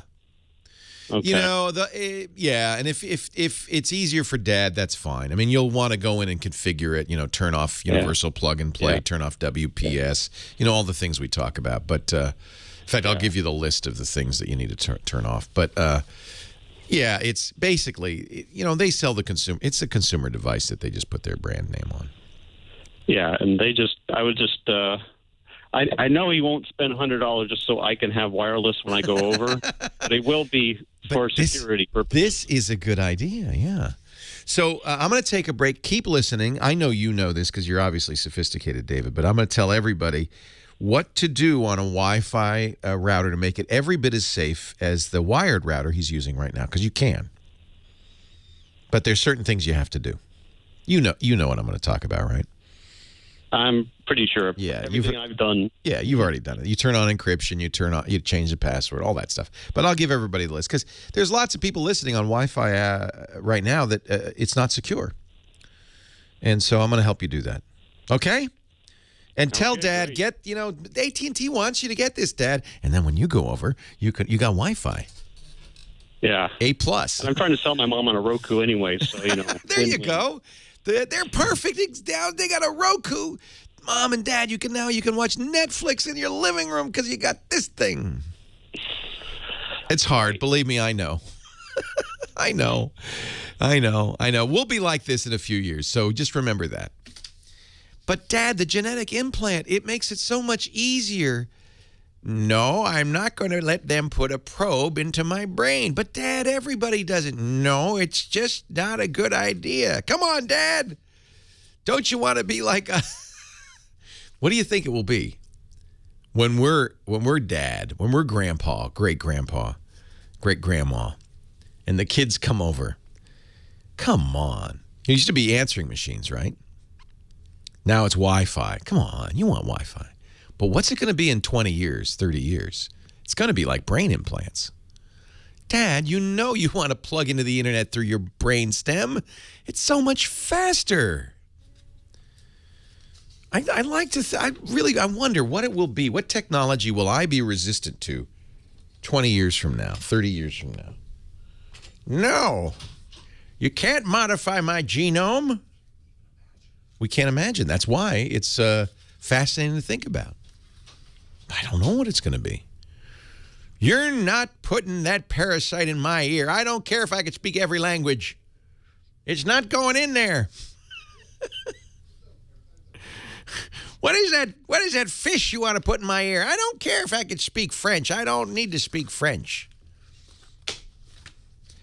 So if you have Wi-Fi, and most of us do, there are a few things you can do to make it every bit as safe as a wired connection.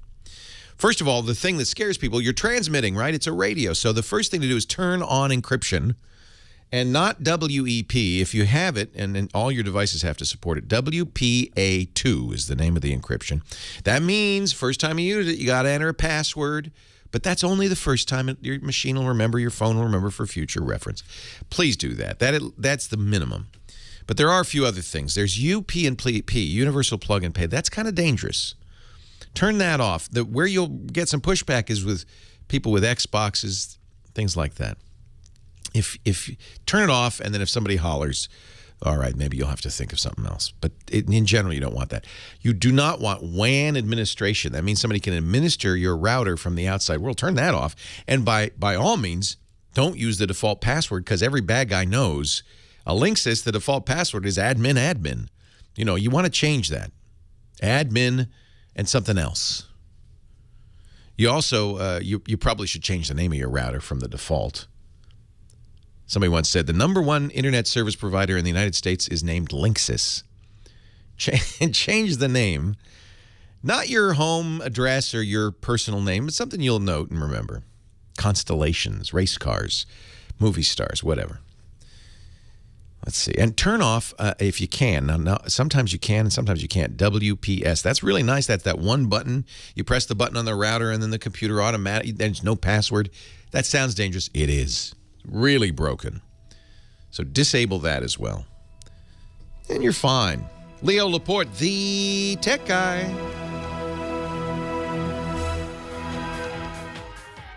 Leo Laporte, the tech guy, 8888 Ask Leo. I was talking before the show began, hour 3 of the Tech Guy Show, with our phone ranger, Heather Hammond. I guess somebody was calling in to ask about credit reports. This is an important thing to know, actually. And I know people are reluctant to do online shopping, give their credit cards out online and so forth, because they're afraid they're more likely to get ripped off on the internet. And certainly it is true you can. Although I would submit that any restaurant where you give the waiter your credit card and he disappears for 5 minutes is equally risky. You don't know what he's doing back there. You give anybody your credit card number, you're at risk. So it's a good idea to monitor your credit report. But don't be deceived by these ads for the, quote, freecreditreport.com. It's not free. You know what? I say that as somebody who pays for it, $20 a month.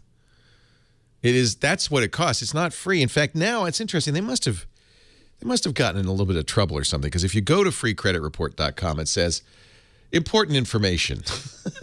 When you order your $1 credit report, by the way, $1 is also not free. You will begin your 7-day trial membership at freecreditreport.com. If you do not cancel your membership within the first week, you'll be billed $20 each month as long as you continue your membership. Click here to access your free credit report available under federal law. And where does that take you? To annualcreditreport.com. I guess they couldn't get freecreditreport.com. Freecreditreport.com, despite the name, is not free. It's $20 a month. It's run by Experian, one of the credit agencies. But federal law does require that the credit agencies once a year offer you a truly free credit report. And that's what annualcreditreport.com does. All 3 of the reporting agencies, TransUnion, Equifax, and Experian, by law, are required to offer this. You're also required, they also have to give you a credit report if you're turned down for credit ever, so that you can see why. And I think, if you use your credit card, whether it's at a restaurant or online, it's a good idea once a year to look at your credit report to see what your credit is, not to be surprised, to be a little proactive on this. I actually do pay $20 a month to freecreditreport.com, mostly because I feel like I'm a target being in public for identity theft. I also use lifelock.com. They do some really good monitoring stuff. And that's just because I want to be proactive. I do it for my kids, too. But don't think it's free. Don't let the name deceive you. So that was an answer to a question somebody called in during the break for. Moving on to Kim in San Jose. Hi, Kim. Leo Laporte, the tech guy. Hello, Leo. My name is Kian. That's okay. I wanted to talk about... Can you hear me? Yeah. Kian? Kian, yeah. Kian. Nice to meet you, Kian. Nice to meet you. So I work in the storage industry, and I wanted to basically clarify the people who are worried about erasing their data. Yeah, let's talk about this. So it's well known, and we recommend it all the time, that if you use a spinning hard drive, the old-fashioned kind of hard drive, that you can do a secure erase. You can overwrite the data. We recommend a program, Derek's Boot and Nuke, DBAN, for erasing hard drives. And before you sell a hard drive or give it away, very good idea to do this. But our hard drive guru, Steve Gibson, has pointed out that it is not, in fact, easy to securely erase an SSD. In fact, almost always, no matter what you do, some of your data is still visible in the clear on the solid-state drive. So his advice, and I echo this advice, I strongly advise it, if you do start using solid-state drives, as I have, as most of us have, to use the built-in encryption technologies that all operating systems offer. File Vault on the Macintosh, BitLocker on Windows, and do it before you put anything on that drive or anything personal. You can do it after you install Windows, of course. Always a good idea. Now, you're going to tell me otherwise? No, I agree. You should always encrypt your drive 100%. But I'm going to say, for example, the hard drives, back in, it was, Boot and Nuke does the whole NSA leveling. I mean, it writes the drive like 13 times, something like that.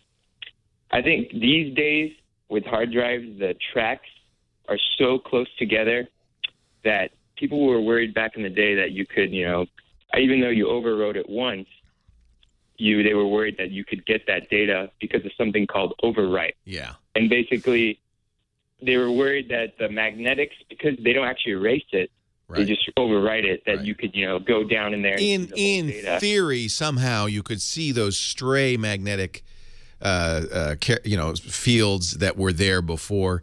It's very theoretical, and I've always said a single overwrite is almost certainly plenty. 100% plenty. Yeah. I think that people, if people are crazy, they overwrite it, and the Department of Defense says, I can't remember, 15 overwrites, and D-band will do it if you want. Not necessary. Time consuming. Nobody's got the technology, and what are they? I mean, why would they do it for you anyway? Exactly. I am in agreement with you on that. But I think this is something people don't realize with SSDs. And by the way, that means your tablets. That means your phones. You should turn on encryption if you ever think you're going to sell it or give it away, because otherwise some of your data will be in the clear on that drive no matter what you do. Right, especially if you do like a quick format, then that's even worse. Well, it has to do with the way SSDs work. They don't work the same way as a spinning drive. Right. They use some... So I wanted to clarify on that too. It's also the over-provisioning on SSDs. Basically, as the cells wear out, they have spare cells that they keep. Right. But the cheaper consumer SSDs, their over-provisioning on those are so low, and now they're using, I'm going to get a little jargony, MLC, which is basically they store multiple bits of data in the cell, that a write once, technically you're not going to get 100% of the cells, but I don't think people should panic about it. But like you said, I agree 100%. You should encrypt.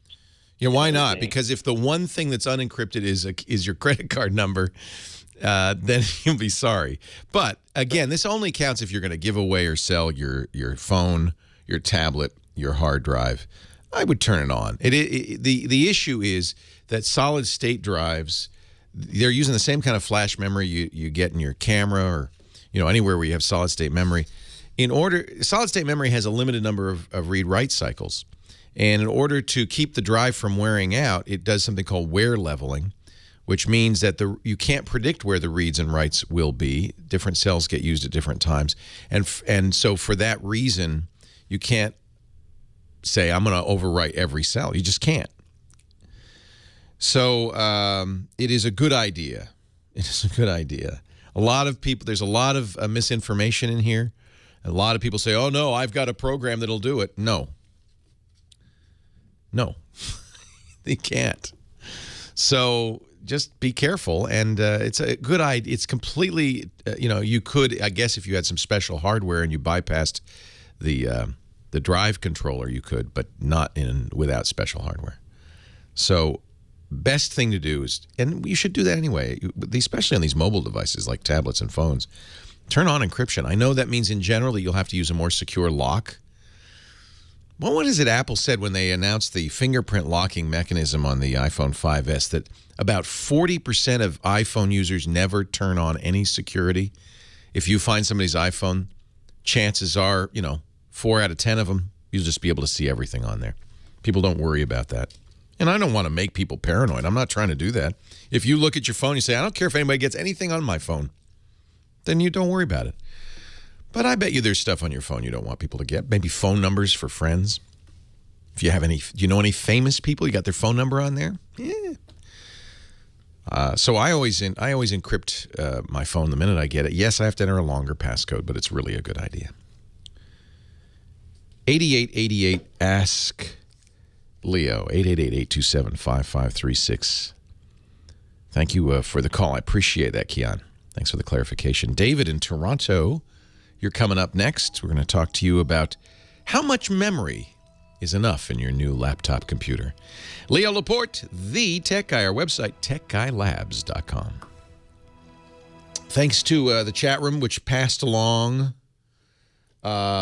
this link to Sophos Security, and I like Sophos Security. They have a great security blog called Naked Security, and they refer to a paper delivered at the Usenix conference 2 years ago about erasing solid-state drives. And this is what the paper, written by researchers at the University of California, San Diego, came to conclude that, first of all, securely erasing drives, the capability to securely erase SSDs, was only available on 8 of the 12 drives that they tested, and on those 8 drives, only 4 of them actually securely erased data. It turns out to be very tricky on SSDs.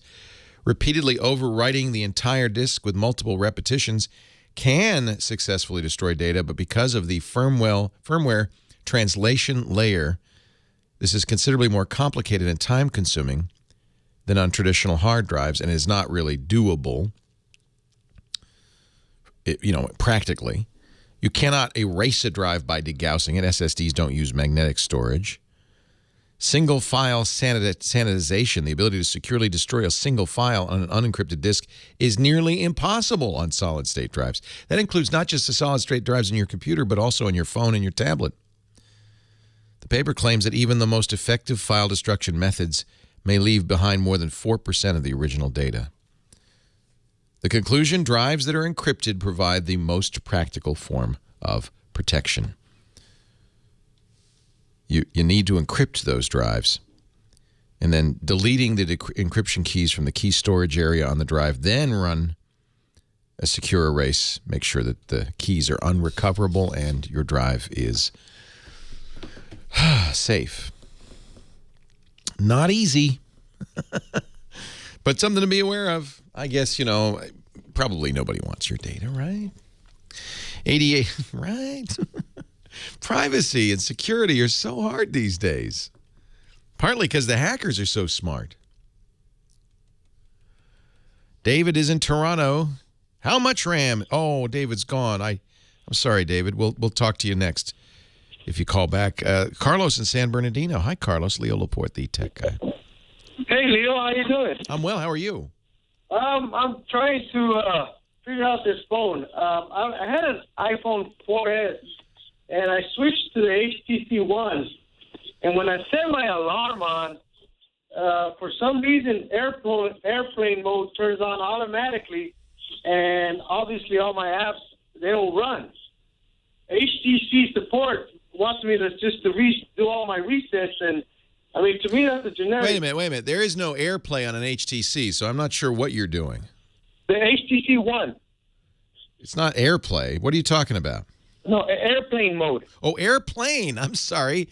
I thought you said Apple's AirPlay. Oh, you mean AirPlay. So you go to your HTC One, you go to your settings, there's a button for airplane mode. That turns off all the radios. What happens? It turns on automatically when I set my alarm on. So none of my apps are running, so it asks me to cancel, and I have to go to settings, blah, blah, blah. Okay, well, wait a minute. Let's stop. First of all, that's bizarre. When the alarm goes off, airplane goes on. Yes. Let's stop using the built-in Android clock, start using a different alarm clock, see if that's better. I tried my iHeartRadio one, and it did the same thing. They're blaming it on an app. But, now they're asking me to go through all my apps. When I had my iPhone 4S, well, that phone was different. But anyways, I don't know. I guess at this point, the only solution that they have is to do my factory reset. And I say, well, to me that sounds like that's just a generic. Well, you don't have a program called Locale or Tasker on your system, do you? I don't think so. Okay, look for those apps.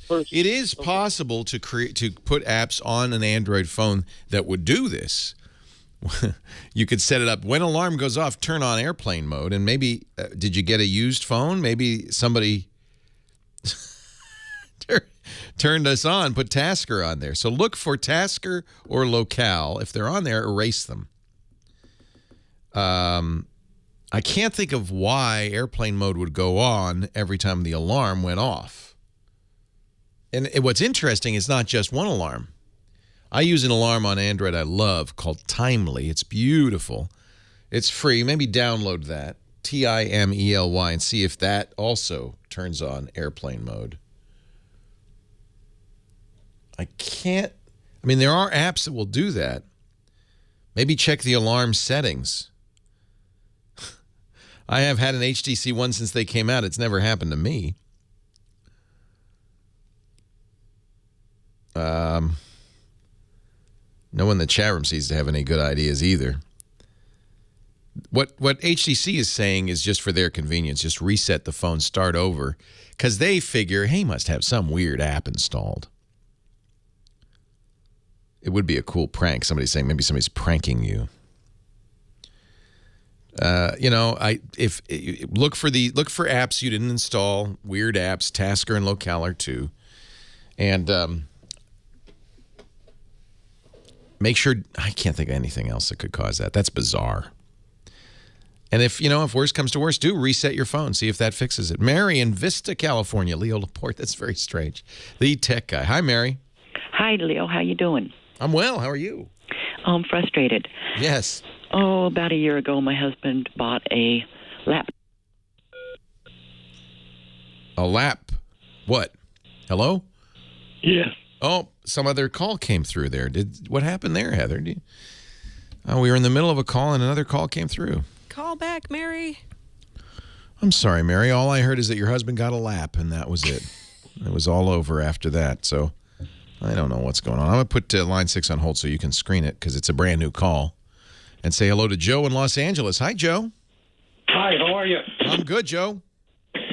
Hey, I've got, I'm an older gentleman who has a hearing problem, and I have to use 2 hearing aids, and I have a hard time on a cell phone. Guy, is this? Yeah. Because they're not very loud, are they? No, they aren't loud enough, and that's why I can't use them. Yeah.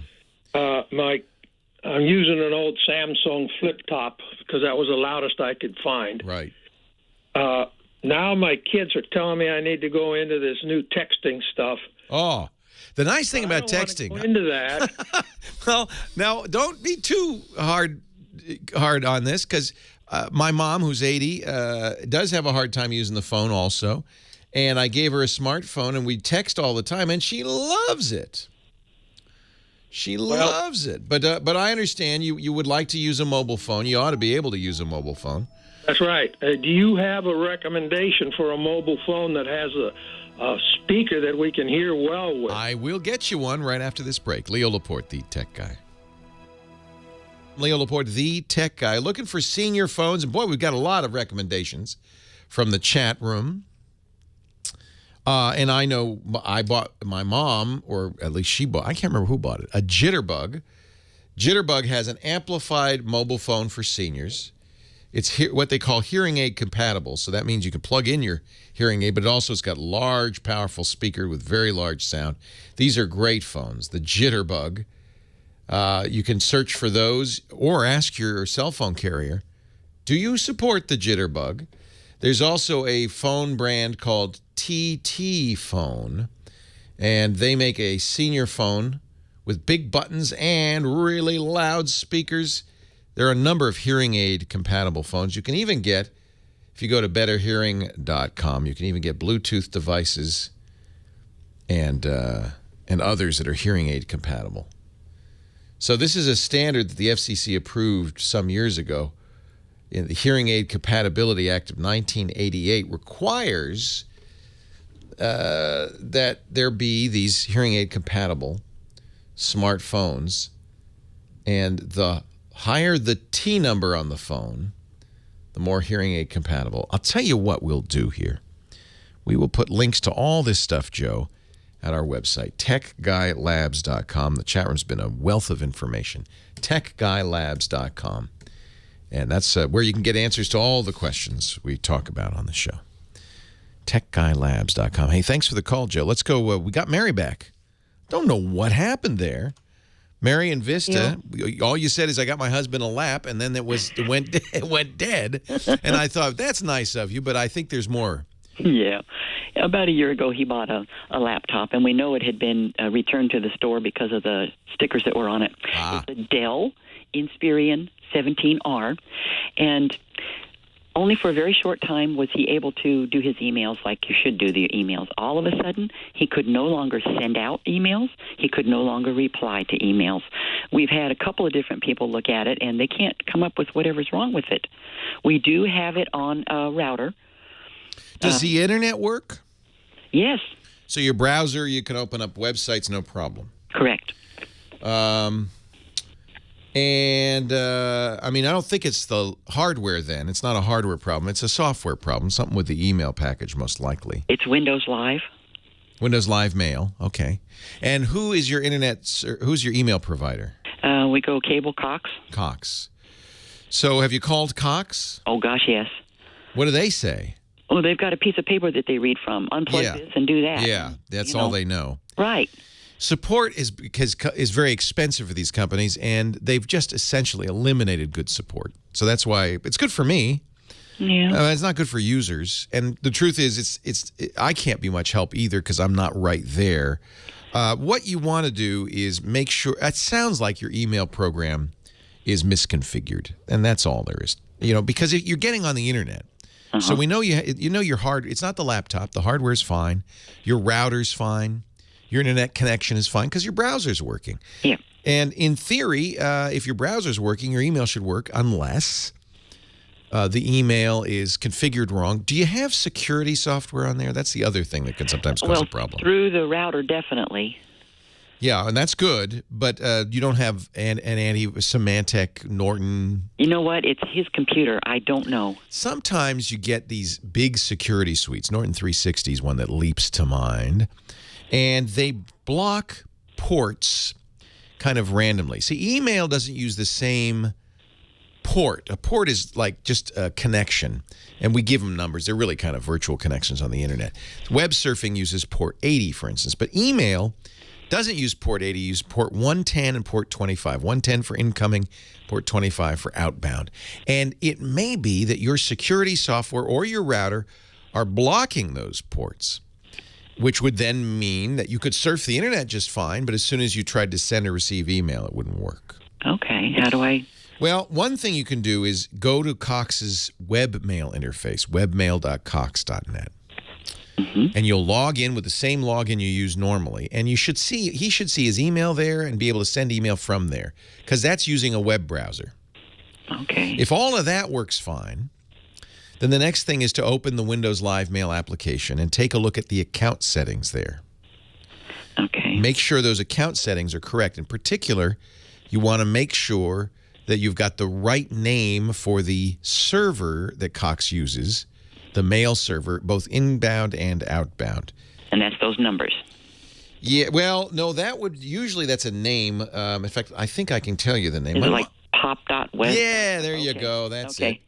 Got it. Those are the ones they probably read to you from the page. Okay. And they say, go in your settings and make sure that you have it set properly. And I will tell you the names because I'm on the Cox website. My mom uses Cox in Rhode Island, too. IMAP. Well, actually, don't use IMAP. Use pop.cox.net and smtp.cox.net. Now, you can try other ports, and it might be a good idea. It will say there with the pop.cox.net to use port 110. That's the normal port. But you can also try port 995. You'll have to make sure your password and your login are in that form.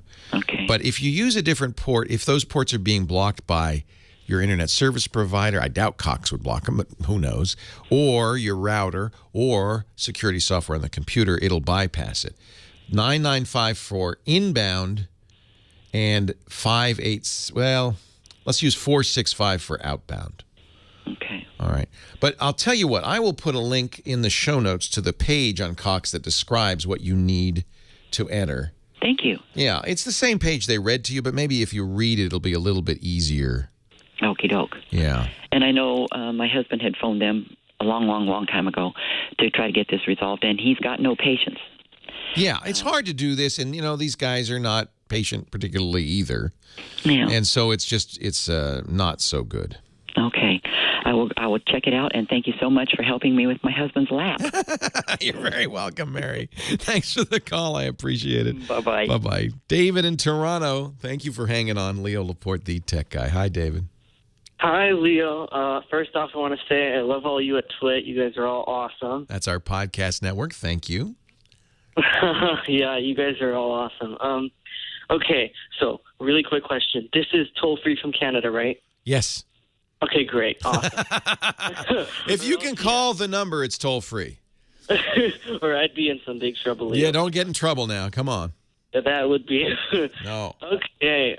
So, I'm thinking of getting... Sorry, not thinking. I know I'm getting a MacBook Pro. I want to get the 13-inch. Here's the thing, though. It's quite expensive. And, so I want to get the base model. Mm-hmm. And storage is not a problem because I have a 1 terabyte external hard drive. All right. But I don't know about the RAM. See, I mean, I'm not a huge... No, it comes with 4 gigs. That's fine.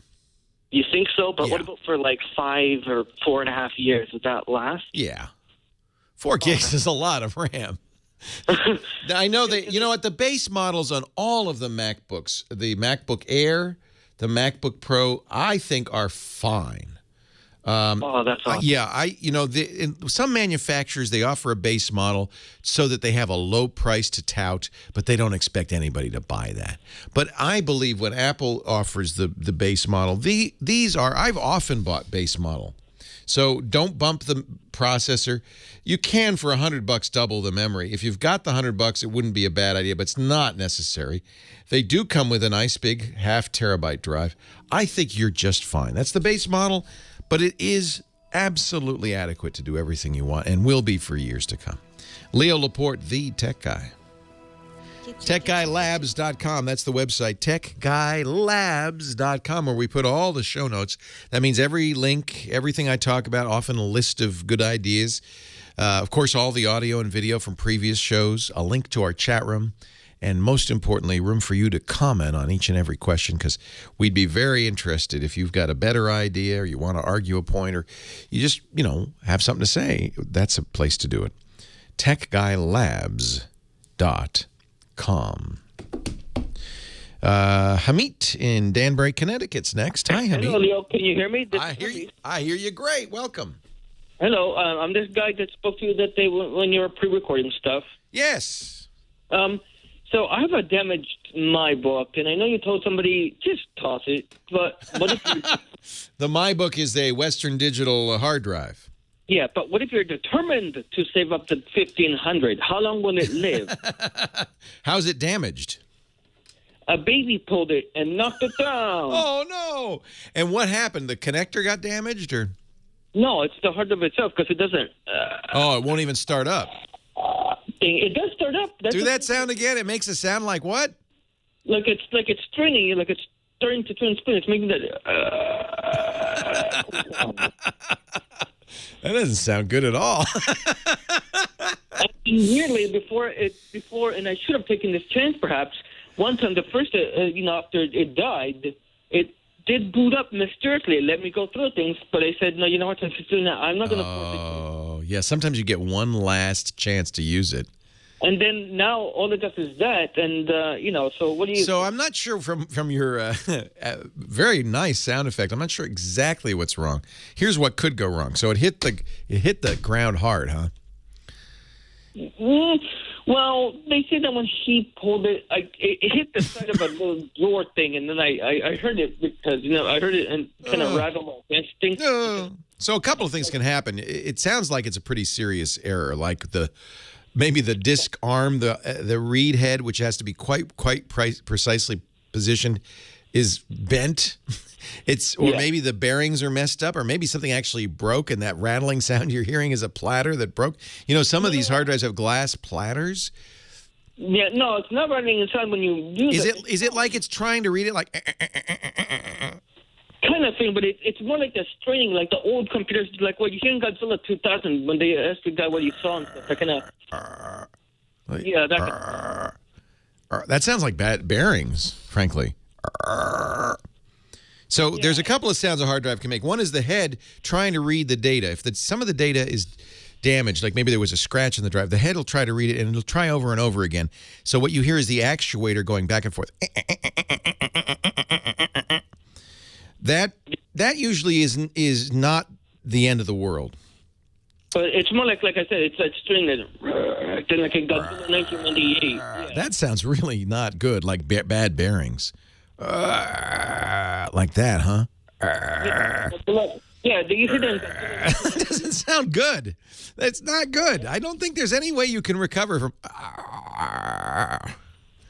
Well, they said to send it to Seagate. Well, but what are they going to do? So if let's say that the stuff on here was priceless, like it is the invention for the air car and all the plans, and it's priceless. You can send it to companies like Drive Savers. That's where I go. They're up here in my area in Novato. And what they do is they have a clean room environment and guys in bunny suits, and they can disassemble it. They have every part for every hard drive ever made. They'll open it up. They'll say, oh, yes, here's your problem. You've got a bent Frametz. They'll take that out. They'll put a working Frametz in, seal it up again, and then it'll work. But in order to pay for the clean room environment, the guys in bunny suits, the thousands of parts from hundreds of thousands of different drive brands and models, you'll be paying a couple of grand. Yeah, $1,500 they told. Yeah. $1,500. Yeah. So how valuable is your data? Well, it is contact information for people. There were some documents. Some of it may be irrelevant. And some of the audio files may be irrelevant. There are a bunch of selfies, but there is it $1,500 worth of selfies? I mean, is it worth it? Not all of it, but well, there's your choice. It's not something you can do. You really have to if it's so there's hardware failures and there's software failures. There's sectors go bad and stuff, and a lot of those can be fixed in software, and you can do it yourself, or they can be done inexpensively. But if it's going, that sounds like definitely a major hardware failure that is going to be $1,500 to fix. I just don't see a way around it.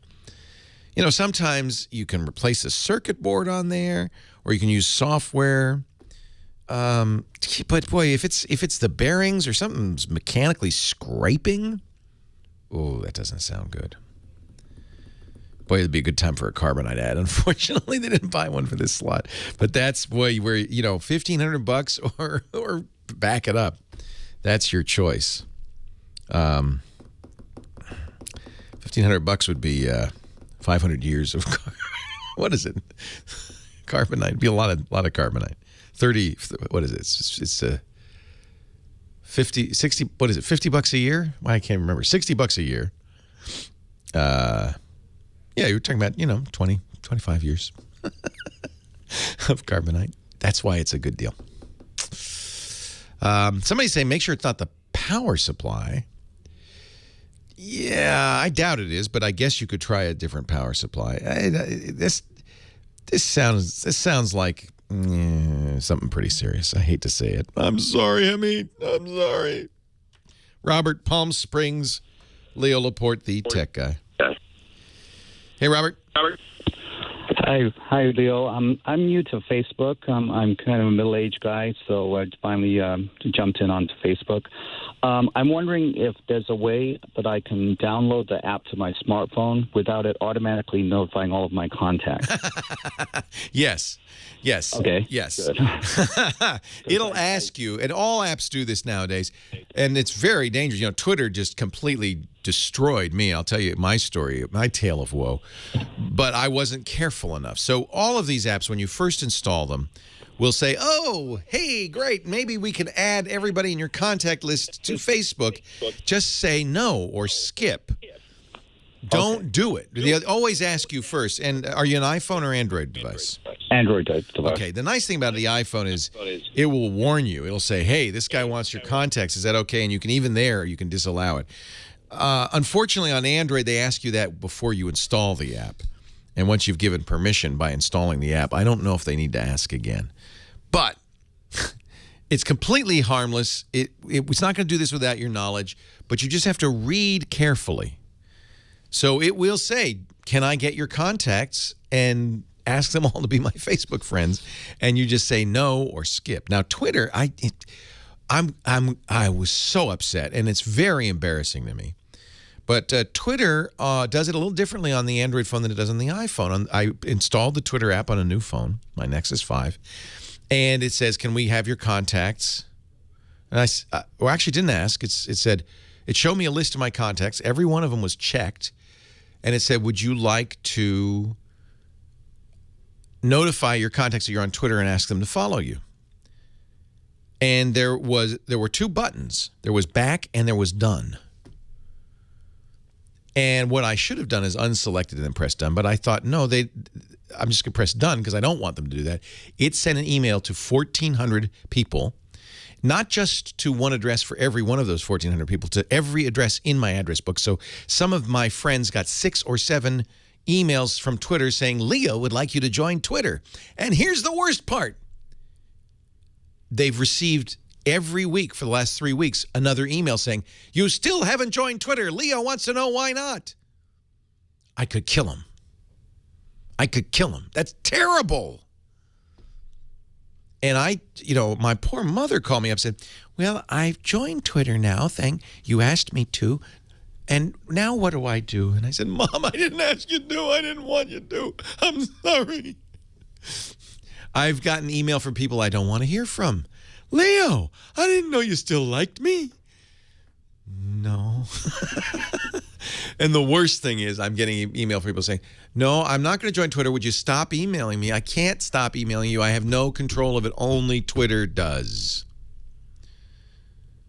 Incredibly annoying and wrong. So I don't blame you for worrying, Patrick. You're absolutely right to worry. But the good news is, at least with Facebook, if you read it carefully. Now, with Twitter, be very, very careful. Make sure that it's all unchecked. See, on iOS, they're unchecked by default. You have to check them. But on Android, they're all checked. Done. Just mails it out. Leo Laporte, the Tech Guy. Have a great Geek Week. Well, that's it for the Tech Guy Show for today. I'm Leo Laporte. Thank you so much for joining us. Don't forget, the Tech Guy is just the tip of the iceberg. We do nearly 30 shows now on the Twit Netcast Network, and you'll find them all at twit.tv. We talk about Windows on Windows Weekly, Macintosh on MacBreak Weekly, iPad on iPad Today. You get your daily dose of tech news from Tech News Today, and our weekly roundtable show, This Week in Tech. It's all at twit.tv. And I'll be back next time with another great Tech Guy podcast. Thanks for joining me. See you next time.